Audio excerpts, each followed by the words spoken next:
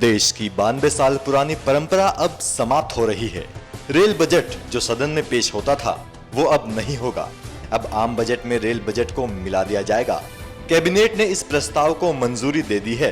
Rail संबंधी वित्तीय योजनाएं और खर्चे आदि संबंधी मामले आम बजट से 1924 में अलग कर दिए गए थे। अरुण जेटली ने इस बाबत प्रेस कॉन्फ्रेंस में कहा कि आने वाले साल से आम बजट में ही रेल बजट पेश किया जाएगा। रेलवेज का जो खर्चा था, कई ऐसे वर्ष उस वक्त थे जबकि जनरल बजट से ज्यादा होता था। धीरे धीरे परसेंटेज टर्म्स में जनरल बजट बढ़ता गया और आज कई महत्वपूर्ण विभाग ऐसे हैं जिनका एक्चुअल एक्सपेंडिचर रेलवे से अधिक है, लेकिन वो जनरल बजट का हिस्सा है। उदाहरण के तौर पे डिफेंस,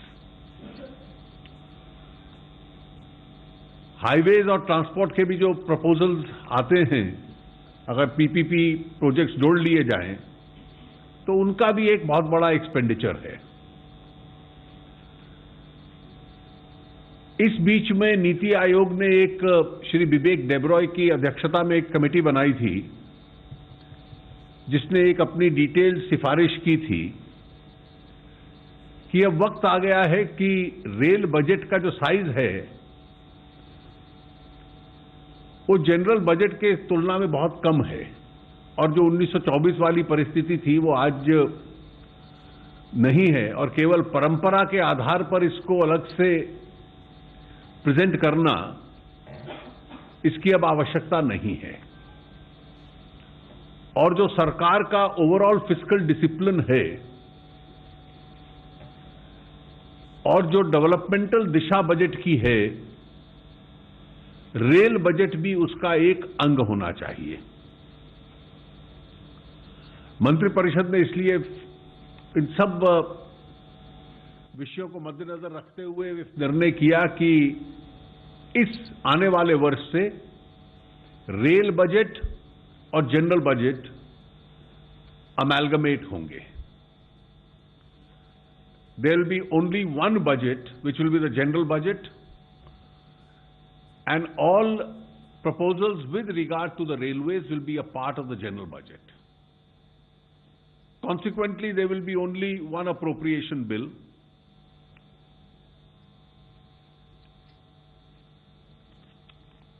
जो रेलवेज की एक डिस्टिंक्ट आइडेंटिटी है और उसका अपना एक्सपेंशन व्यय है, उसकी फंक्शनल ऑटोनॉमी है, वो सब बरकरार रहेगी। Its functional autonomy will continue to be maintained. The government will also take an initiative to ensure that there is a separate discussion on the railways expenditure each year so that there is an element of detailed parliamentary scrutiny and accountability. The capital at charge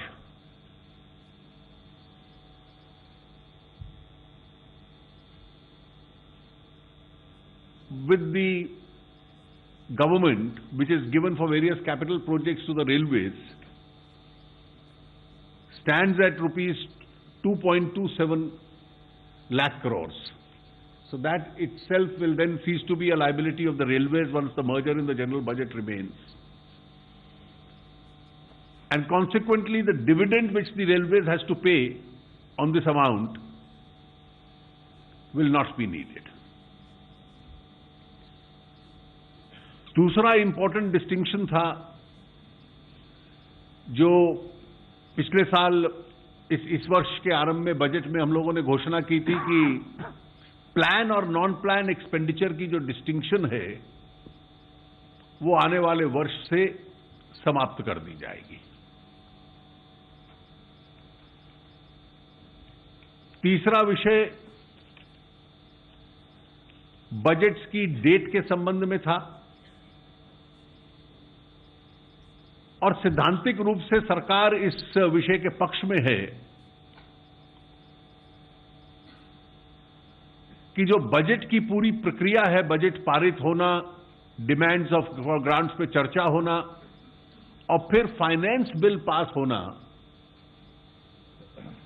ये सारी प्रक्रिया 31 मार्च से पहले समाप्त हो जाए, क्योंकि सरकार का जो अकाउंटिंग ईयर है वो 1 अप्रैल से शुरू होता है। और इसलिए ये कई निर्णय जो 1 जून से लागू होते हैं, इंक्लूडिंग टैक्स प्रपोजल्स, क्योंकि फाइनेंस बिल पास होता है मई के महीने में, उस परिस्थिति से अब हम लोग हटे। सैद्धांतिक तौर से सरकार इसलिए बजट डेट और बजट सेशन को एडवांस करने के पक्ष में है, लेकिन इस आने वाले वर्ष में जो स्टेट असेंबलीज का कैलेंडर होगा इलेक्शंस का, उसको मद्देनजर देखते हुए उसकी स्पेसिफिक डेट सरकार तय करेगी। सरकार सैद्धांतिक तौर पर बजट की तारीख पहली करने के पक्ष में है। रेल बजट का आकार अब छोटा हो चुका है और आम बजट बड़ा होता गया है। पिछले कुछ समय से कयास लगाए जा रहे हैं कि अब आम बजट 1 फरवरी को पेश हो सकता है। अब तक आम बजट फरवरी के आखिरी दिन पेश होता रहा है। प्रधानमंत्री नरेंद्र मोदी की अध्यक्षता में होने वाली मंत्रिमंडल की बैठक में विचार कर इस पर सहमति बन गई है। बजट में विभिन्न मंत्रालयों के खर्च को योजना और गैर योजना बजट के तौर पर दिखाए जाने की व्यवस्था को भी समाप्त किए जाने का प्रस्ताव है। सरकार का इरादा समूची बजट प्रक्रिया को 1 अप्रैल को नया वित्त वर्ष शुरू होने से पहले पूरी करने का है, ताकि बजट प्रस्तावों को नया वित्त वर्ष शुरू होने के साथ ही अमल में लाया जा सके। सूत्रों के अनुसार सरकार संसद का बजट सत्र 25 जनवरी 2017 से पहले बुला सकती है। 1 फरवरी को आम बजट पेश करने से 1-2 दिन पहले आर्थिक समीक्षा पेश की जा सकती है। NMF न्यूज की रिपोर्ट।